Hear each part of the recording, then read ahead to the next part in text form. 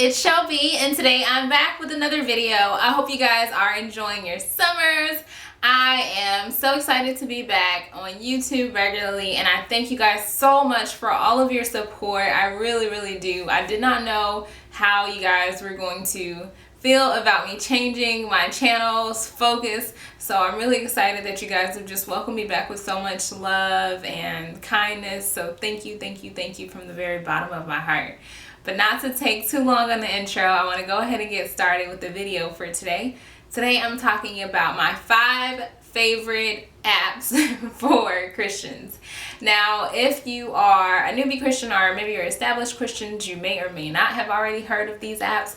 These are my 5 favorite ones. I will actually be doing a blog post, or several blog posts actually soon, just about different apps you can use, from devotionals, just general Christian apps. There are a ton of apps options out there, and it's just like amazing to me that there are so many options for free resources for Christians to use at the palm of their hand, because we all know most of us are attached to our cell phones these days, and a lot of people don't like to carry around books. So let's hop right into it. The first app that I love, and I actually don't have it on my phone anymore. Yeah, I have storage issues on my phone, but we're not going to get into that today. So I have to delete a lot of apps in order to kind of keep my phone working. But anyways, this first one is called Daughters of the King, and I think it's like 2.0. Maybe this is their second version of that. This one I love especially for women, and here's why. So the devotionals, they're daily devotionals that are available.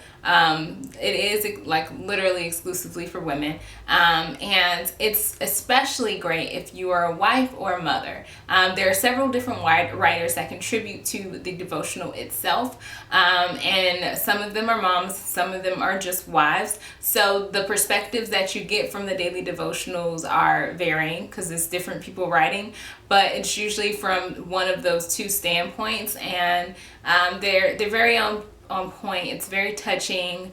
I will say, if you're not a mother, at times, there can be a lot of devotionals about motherhood that, you may not be able to relate to. But in general, I really do like the app. It feels like a very sisterhood type message, if that makes sense. If you're a woman, yeah, I'm sure you probably know what I mean by that. But I'm going to show just a few little pictures of the app because I do have it pulled up on my phone. So it's just a really simple little app.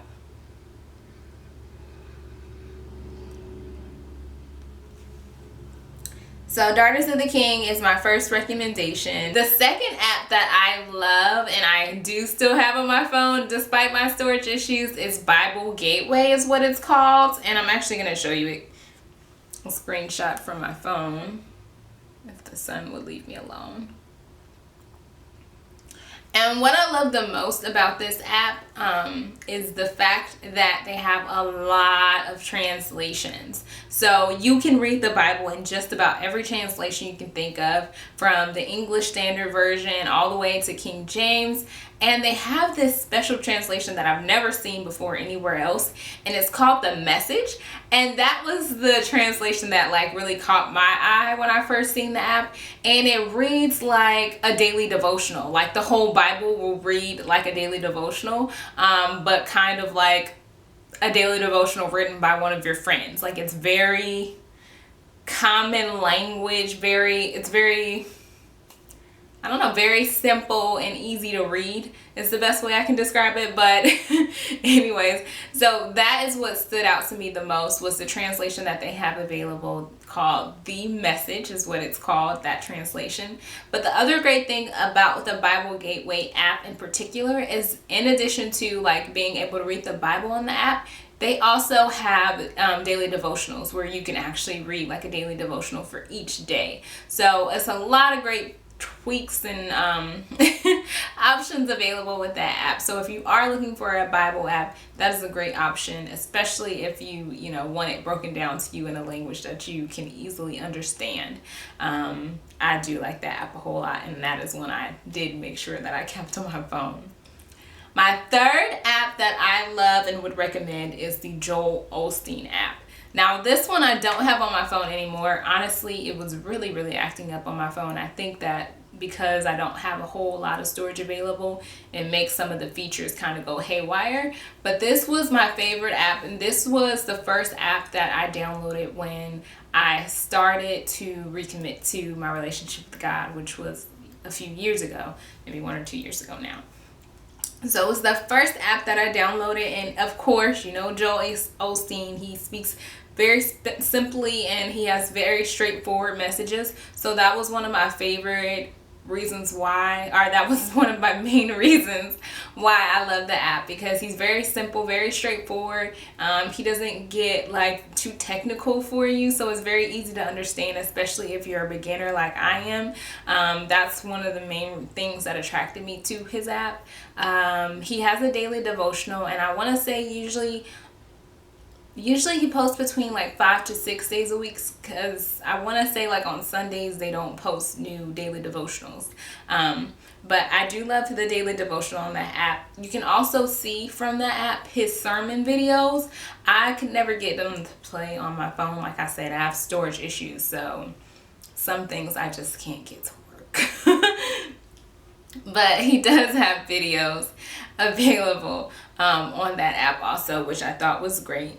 So if you're a beginner and you're looking for like a daily devotional to help you with getting started in the Word, that one is a great option. Another thing that I loved about that app when I first started using it, was the fact that at the end of each daily devotion, he had a prayer. And for me, that meant a lot, because praying and saying my own prayers was really hard for me when I first started off. So I love the fact that I didn't have to think twice about it after I read the daily devotional, that I can just go straight into a prayer and, you know, feel fulfilled, you know, about what I have read for the day, and, you know, that I was making some progress. So that was another perk to me at the time when I was using his app as my primary source for the Word.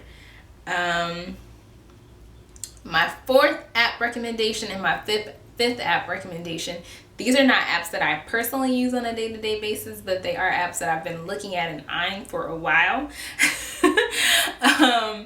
The fourth one is called Bible Life Church. And that one in particular, what stood out to me about that one that made me kind of think like, man, I think I might want to download that one and get rid of my Bible Gateway, was the fact that they have a verse of the day. I don't know what my thing is with verse of the day. If you follow me on social media, you know I'm constantly sharing a verse of the day every day. It's just like a thing for me. But I love the fact that they shared a verse of the day. I guess for me, I try to get as much word in as possible, because I have so much to learn. I just like throw it at me. Give me as much as you can. So they have the verse of the day. They also have the Bible, of course, available on their app. They do daily devotionals on their app also, and you can listen to the Bible on that app. So instead of reading it if you're busy or if you're jogging or something like that, you can actually listen to the Word with the Bible Life Church app. And don't worry, I am going to put all the links below in the description box as I'm sitting here running down this whole app situation that we got going on. My fifth one, now I do have this one downloaded on my phone, but I have not kind of like figured out how to get my thoughts organized in there yet. I don't know. I have a system obsession, and I haven't been able to figure out how I can put my system into place with this app, but I do have it on my phone, and it's called PrayerMate. And let me pull it up. One of the things that I liked about the app is the fact that they have several biblical prayers that you can, you know, read and pray. And then they also have a few prayers that are centered around your walk with God. It's actually just one prayer. And then in addition to that, they've already created a few groups for you to start writing prayers for your family, your church, and so on. And then they have plenty of space in here where you can create your own groups, whether it be, you know, you want to pray for your career, or you want to pray for strength in your marriage, or, you know, whatever you want to pray for. They have groups that you can create. You can create your own little list, and then you can write several prayers underneath that existing list. So I did like that about the apps. Now, I will say, if you're not fond of like praying the same things over and over again, having an app where you're writing down your prayers, you may not be interested in that. But if you are a beginner that, you kind of want practice on praying, and maybe you're starting by praying scripture to get started off, so you need to like write it down so you can repeat it and get more comfortable with praying. And an app like PrayerMate is actually really great. I wish I would have had this.